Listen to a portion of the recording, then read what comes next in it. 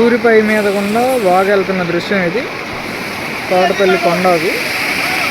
ఇక్కడ డాము దగ్గర ఇది అడ్డపడిపోవడం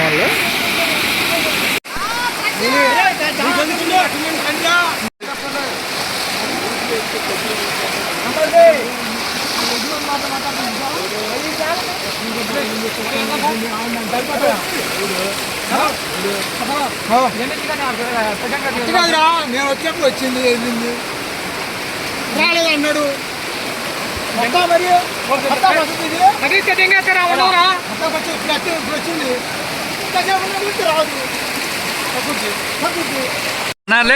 చెత్త వస్తుందిగా నాన్న.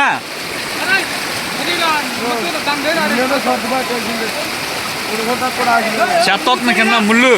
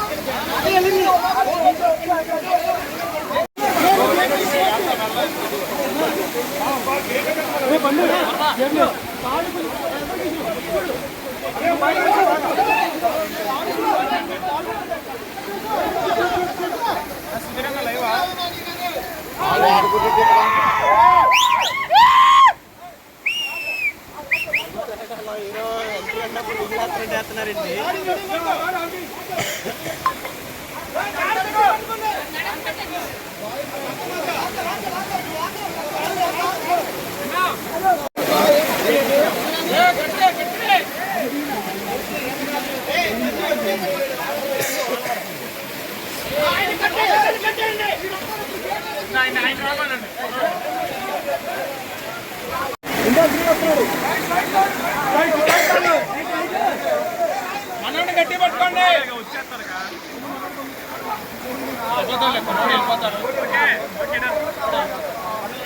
పట్టుకోవద్దా మళ్ళీ తాడు పట్టుకుంటే ఓకే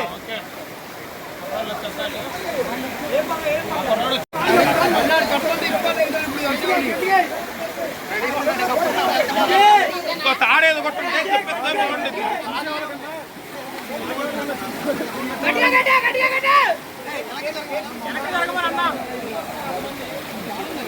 కొంచెం వెనక జరగండి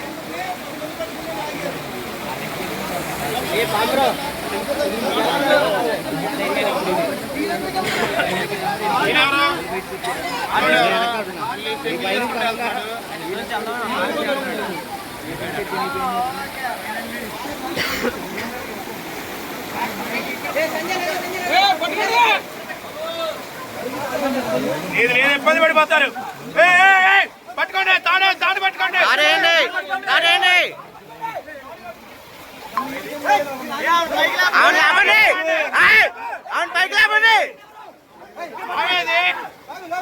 అవును పైకి లేపండి.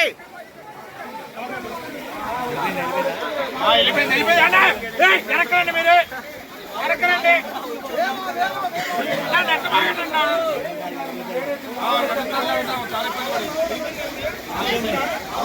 వచ్చేసింది రామ. కన్నీ విని వీరని విపత్తు జరిగింది. గతంలో ఎప్పుడు కూడా ఈ విధంగా బ్రీచ్ పడిన చెరువులకి బ్రీచ్ పడిన దాఖలాలు ఎప్పుడు లేదు. దీనికి ముఖ్య కారణం హెవీ రైన్ ఒక కారణమైతే, రెండో కారణం చెరువులు నాలాలు అన్నింటినీ కబ్జా చేయడం కూడా, అంటే వాటిని ఆక్రమించుకుని ఏదో ఒక కట్టడాలు కట్టడం కూడా కారణం అని చెప్పేసి నేను భావిస్తా ఉన్నాను. నేను మరి అదృష్టం ఏంటంటే ఎక్కడ కూడా ప్రాణ నష్టం జరగలేదు.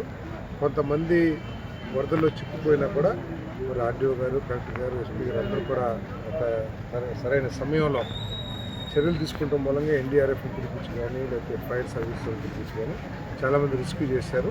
ఇంకా కూడా కొత్త ఇద్దరులో, అదేవిధంగా పోతిరెడ్డిపాటు దగ్గర ఒక నలుగురు, అక్కడ ఒక ఇద్దరు, తర్వాత ఇక్కడ లూజ్వీడ్ లారీ ఆఫీస్లో 10 మంది 12 మంది ఉన్నారని చెప్పేస్తున్నాం. వాళ్ళు కూడా తీసుకొస్తానికి అన్ని ప్రయత్నాలు చేస్తాను. వాళ్ళకి ఎవరికి ఎటువంటి డోకా లేదు. కానీ అందరం కూడా ఆలోచించాల్సిన పరిస్థితి వచ్చింది. మనం ఏదైతే చెరువుల్ని వాటిని కాపాడుకోకుండా మనం కబ్జాలు చేస్తూ ఉన్నామో దాని పర్యవసానమే ఇదని చెప్పేసి భావిస్తున్నాను. ఏదైనా కూడా ప్రభుత్వం అన్ని రకాలుగా ప్రతి ఒక్కరిని ఆదుకుంటుంది. నష్టపోయిన వాళ్ళకి నష్టపరిహారం ఇవ్వడంలో కానివ్వండి, భవిష్యత్తులో కూడా ఈ నగరాన్ని ఇటువంటి విపత్తుల బారిన పడుకోకుండా అభివృద్ధి చేయడంలో కానీ ప్రభుత్వం ఎల్లవేళ అండగా ఉంటుంది. తగిన చర్యలు తీసుకుంటుంది చెప్పేసి మనం సార్, గురుకుల పాఠశాలలో బాలికలు కూడా అంటే పాఠశాల మునిగిపోయిందని చెప్పి తరలించారని చెప్పి ఇప్పుడు దాంట్లో హాస్టల్ అంటే కొంత వాటర్ ఇదంతా కూడా వెళ్ళి ఆ వాటర్కి వస్తుంది. వాళ్ళందరూ షిఫ్ట్ చేసి సెంట్రల్ స్కూల్లో పెట్టాము. సో క్యాంపులు కూడా హై స్కూల్లో ఒక క్యాంపు, కేంద్రీయ విద్యాలయంలో ఒక క్యాంపు ఏర్పాటు చేశాం. అవసరమైతే ఇంకెన్ని క్యాంపులు కావాలన్నా కూడా అన్ని వసతులతో క్యాంపులు ఏర్పాటు చేస్తానికి ప్రభుత్వం సిద్ధంగా ఉంది. విధంగా ఎన్డీఆర్ఎఫ్ టీంలు, తర్వాత ఫైర్ టీంలు కూడా అలర్ట్గా ఉన్నాయి. ఎక్కడ ఎటువంటి ప్రమాదం జరిగిన సమాచారం వచ్చినా కూడా వెంటనే వారిని ఆదుకుంటానికి ప్రభుత్వం సిద్ధంగా ఉంది. అధికారులు కూడా సిద్ధంగా ఉన్నారు. ఆర్డీఓ గారు కానివ్వండి, కలెక్టర్ గారు కానివ్వండి, ఎస్పీ వాళ్ళంతా కూడా ఈ వరదలోనే తిరుగుతూ సహాయ చర్యల్ని చేస్తారు.